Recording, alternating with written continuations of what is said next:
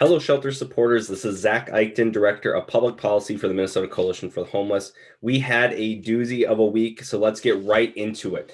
We had two hearings this week in the Minnesota House of Representatives, in which three of our bills were heard and laid over for possible inclusion in the Human Services Omnibus Bill.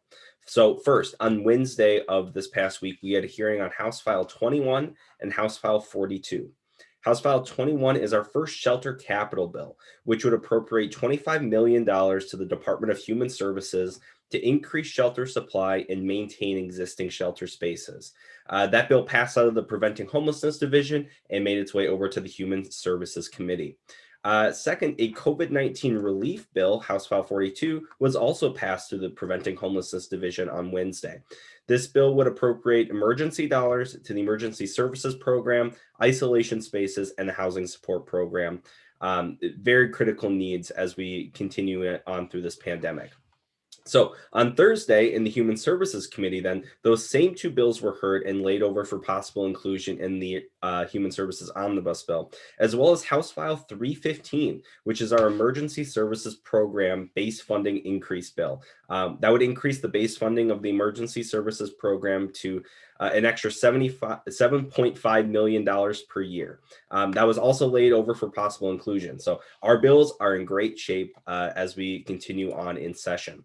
We had several testifiers in support of these bills, so a special thank you to all of them, including Rose Surma, Reed Olson, David Fry, Linda with Chum in Duluth, Amber Holmstrom, Jordan May, and Jen Thieneman. So let's just give a big round of applause virtually for all of our testifiers, and actually let's take a minute into listen to just a snippet of Linda's testimony now.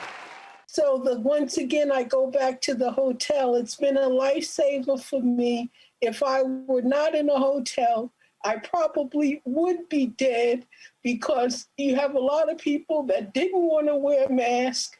A lot of people, since I am high profile, Afro-American and old, it's, well, she probably has COVID, and that would be very negative for me. So again, I say the hotel has saved my life, and I can honestly say to you that I do believe that if I were not in the hotel, knowing all of my circumstances, I would be dead today. I am able to work on my goals thanks to Chum. They have a highly knowledgeable, supportive staff. I'm able to work on getting housing, and I look forward to eventually, within 30 to 40 more days, moving into my own place and working as a child care helper. So even though I have a negative profile, it will turn into something very positive.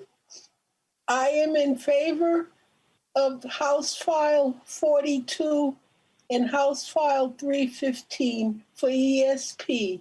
Shelter saves lives and housing ends homelessness. Welcome back. And Linda, once again, thank you for sharing your story. Thank you to all of our supporters who testified, as well as those who wrote letters of support. We still have plenty of work to do this session before final passage on any of these bills. So we need all of our shelter supporters to keep up the great advocacy. Thanks, and we'll catch you next week.